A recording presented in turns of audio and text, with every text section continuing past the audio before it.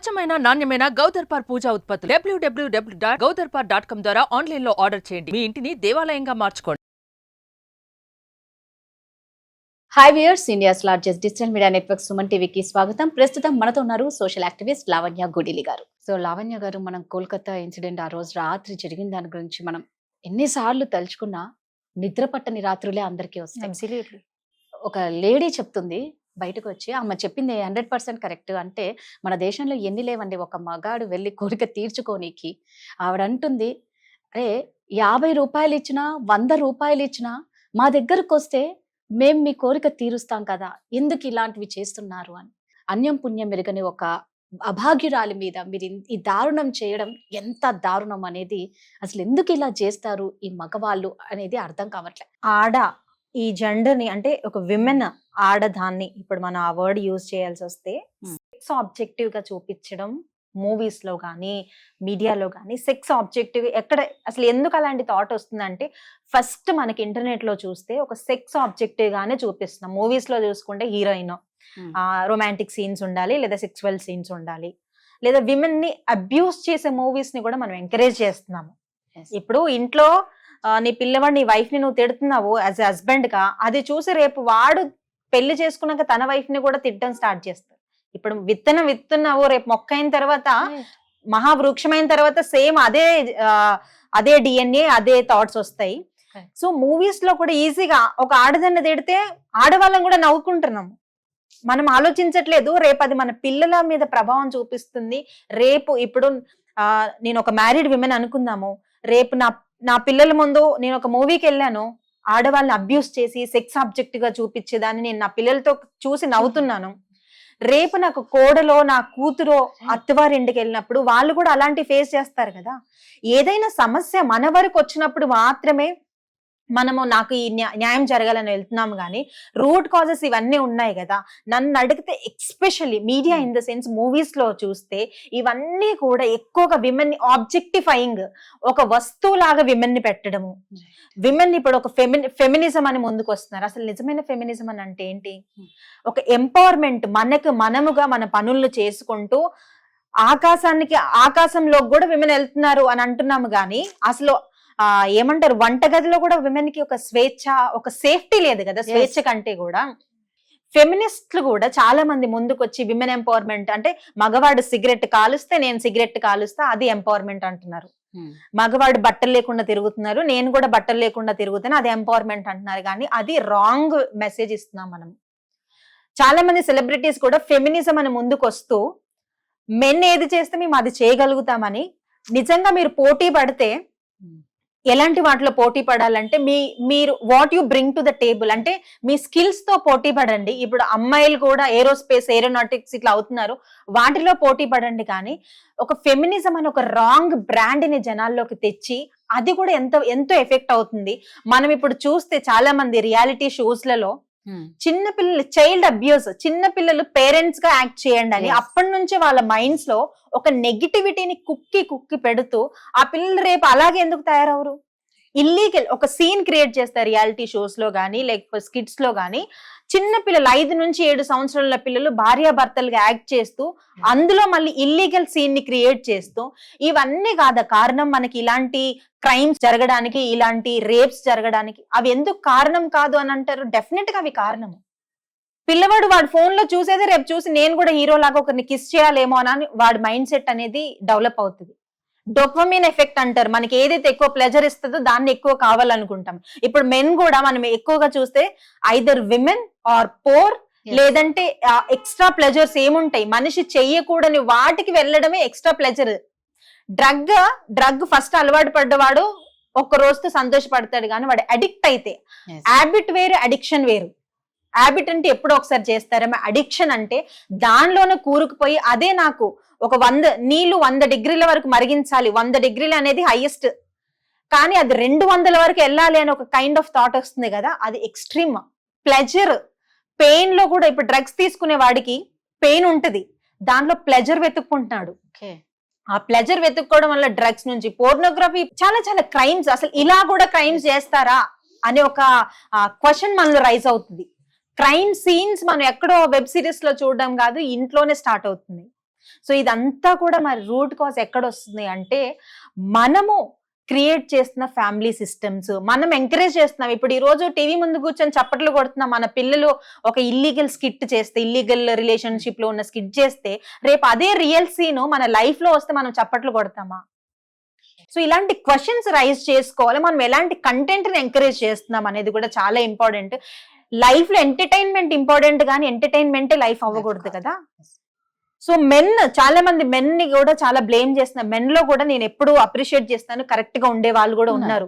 Women కి support చేసి, చెల్లెళ్ళని, అక్కళ్ళని, ఆడవాళ్ళని, వైఫ్స్ ని సపోర్ట్ చేసి, కెరీర్ లో ముందుకు ఎదగడానికి సపోర్ట్ చేసే మెన్ కూడా ఉన్నారు. వాళ్ళందరినీ అభినందిద్దాం మనము. కానీ ఎక్కువ శాతం మెన్ వర్క్ ప్రెషర్స్ వల్ల, లేదంటే ఇంట్లో వైఫ్ తో సరైన రిలేషన్షిప్ లేకపోవడం వల్ల, లేదంటే వాళ్ళు పెరిగిన ఫ్యామిలీ బ్యాక్గ్రౌండ్ వల్ల చాలా మంది ఇల్లీగల్ రిలేషన్షిప్స్ కూడా ఒక ఫ్యాన్సీ అయిపోయింది. ఇప్పుడు ఒక ట్రెండింగ్ అయిపోతుంది.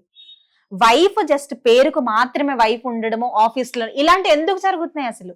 మనకి నిజంగా ఇంట్లో పీస్ ఆఫ్ మైండ్ సెట్ అనేది లేకపోవడం వల్లే రకరకాల ఇల్లీగల్ రిలేషన్షిప్స్. అంటే మీరు చూడండి, మన డిస్కషన్ ఒక రేప్ విక్టిమ్ నుంచి ఫ్యామిలీ సిస్టమ్ వైపు వెళ్తుంది. ఎందుకంటే it's all connected, it's all definitely connected. ఇవంతా కనెక్షన్ ఉంది కాబట్టే నయగర జలపాతం మీద ఒకసారి ఒక తాడుగట్టో లేదంటే ఒక ఫేమస్ పర్సన్ నడుస్తానని సవాల్ విసిరాడంట.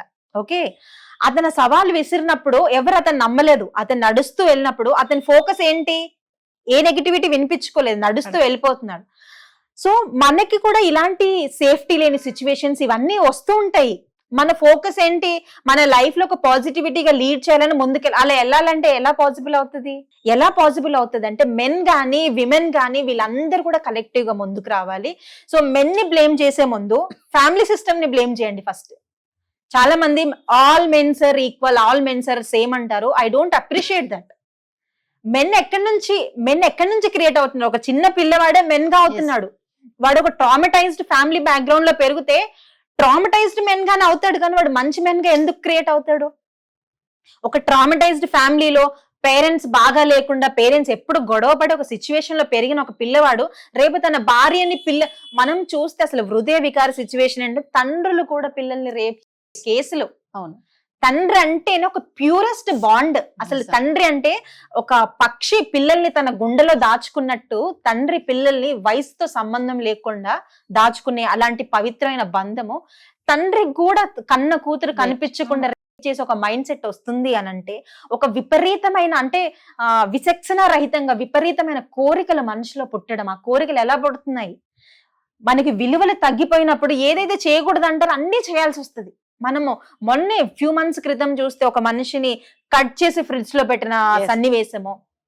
ఇవన్నీ అసలు ఇది జోక్స్ అనుకుంటున్నారా, కామెడీ అనుకుంటున్నారా, సమాజం ఒక మూవీ అనుకుంటుందా? మన ఇంటి వరకు వస్తే ఎలా ఉంటుంది? డాక్టర్ వరకు సరిపోయింది, చూసాము, బాధపడ్డాము, ఏడ్చాము, ప్రొటెస్ట్ చేసాము, సరిపోయింది. మన ఇంట్లోనే మన పిల్లవాడే రేపు ఇంకొకరిని సిచ్యువేషన్కి వెళ్తే, లేదా మన ఆడపిల్లకే జరిగే సిచ్యువేషన్ వస్తే మనం కూడా ఒక నిస్సహాయ స్థితిలోకి వెళ్ళిపోతాం కదా. ఏం చేయగలుగుతాము? ఒక రోజు ప్రొటెస్ట్ చేయగలుగుతాము.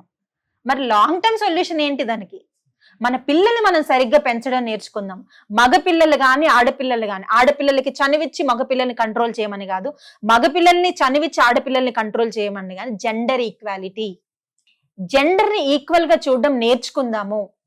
అడల్ట్ కంటెంట్ ని కంట్రోల్ చేద్దాము. Child abuse, child sexual abuse అని చిన్న పిల్లలు మన సొంత వాళ్ళ అంకుల్ అని పిల్లల దగ్గరికి వెళ్తే వాళ్ళని తాకకూడని పార్ట్స్ లో తాకడము. పిల్లలు బయటకు చెప్పుకోగలుగుతారు. పిల్లలు బయటకు చెప్పుకున్నా తల్లిగా, ఒక ట్రెడిషనల్ తల్లిగా నేనేం ఫీల్ అవుతా? మా అన్నే కదా, నేను ఇప్పుడు బయటకు చెప్తే నా పరువు ఏం పోతుంది? నా అన్నని నేను ప్రశ్నించగలుగుతానా? అలా సైలెంట్ బ్యాటిల్స్ ఫైట్ చేసే ఆడపిల్లలు, చిన్న పిల్లలు, మా బాబయ్యే కదా, మా మామయ్య కదా దగ్గరికి వెళ్తే వాళ్ళని అబ్యూస్ చేసి, ఫిజికల్ అబ్యూస్, మెంటల్ అబ్యూస్ చేసి నువ్వు ఎవరికైనా చెప్తే నేను చంపేస్తాను, ఇలాంటి మన పక్కింట్లోనే జరుగుతాయి, మన కాలనీలోనే, మన గల్లీలు, మన ఊర్లలోనే ఇవన్నీ జరుగుతున్నాయి డెఫినెట్ గా. సో మార్పు మన నుంచే రావాలి. మెన్ ని బ్లేమ్ చేస్తే సొసైటీ మారదు. మెన్ ఎక్కడి నుంచి క్రియేట్ అవుతున్నారు? ఇప్పుడు నా కొడుకే రేపు ఒక పౌరుడిగా తయారవుతాడు కదా, నా కొడుకే, నా బిడ్డే రేపు ఒక పౌరురాలు, ఒక పౌరుడిగా తయారవుతారు. సో వాళ్ళని మనం మార్చుకుందాము.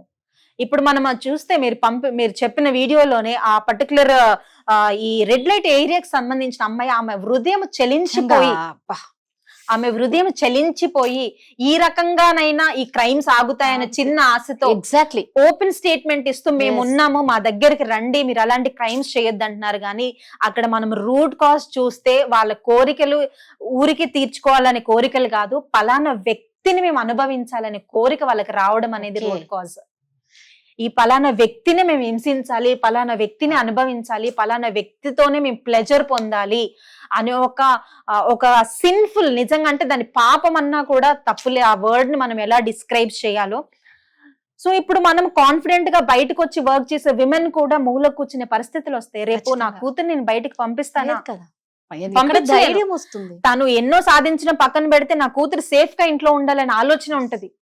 రేపు ఒక ప్రధానమంత్రి, ఒక రాష్ట్రపతి కూతురికి 100 సెక్యూరిటీ ఉంటుందేమో, బట్ నా కూతురికి నేను మిడిల్ క్లాస్ నుండి వచ్చినప్పుడు సెక్యూరిటీ ఇవ్వగలనా? మిడిల్ క్లాస్ వాళ్ళే మన భారతదేశంలో ఎక్కువగా ఉన్నారు. వీళ్ళు మాత్రం వీకర్ సెక్షన్ మాత్రమే ఎక్కువ అబ్యూస్ కి, క్రైమ్ కి, ఇలాంటి వాటికి చూస్తే చాలా మంది బలవుతున్నారు, చాలా మంది ప్రాణాలు తీసుకుంటున్నారు. లైఫ్ కి అల్టిమేట్ ఎండ్ ఏముంటది? డెత్. సో ఆ డెత్ వచ్చేంత వరకు కూడా మనం ఆగకుండా మనము ఏమంటారు, ఆర్గానిక్ డెత్ కాకుండా మనకి మనమే డెత్ క్రియేట్ చేసుకుంటున్నాం. ఐదర్ సూసైడ్ ఆర్ చంపడము, చావడం.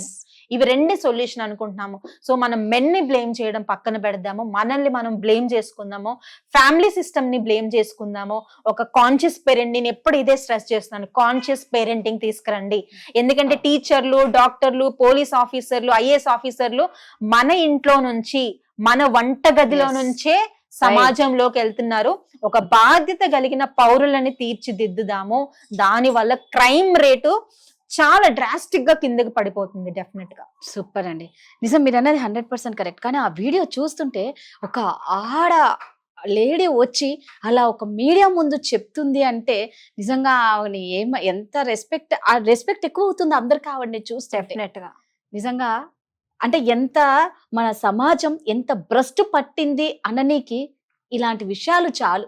మన ఇండియాలో మన సొసైటీ ఏమవుతుంది అనేది అర్థం కావట్లే. ప్రతి బిడ్డను చేతిలో పెట్టుకొని కాపాడుకోవాల్సి వస్తుంది. ఏదో చంటి బిడ్డనంటే చేతిలో పెట్టుకుంటాం. ఒక ఎదిగి వచ్చిన తర్వాత ఆ అమ్మాయికి ఒక లైఫ్ ఇవ్వాలన్నప్పుడు ఖచ్చితంగా ప్రతి తల్లి ఒక అమ్మాయిని బయటకు అడుగు పెట్టించాల్సిందే. ఇవన్నీ చూస్తూ ఉంటే ఏ తల్లి ధైర్యంగా బిడ్డను బయటకు పంపించగలుగుతారు? ఇంట్లో సేఫ్టీ లేదు, బయట లేదు, ఎక్కడా లేకుండా అయిపోయింది ఆడవాళ్ళకి.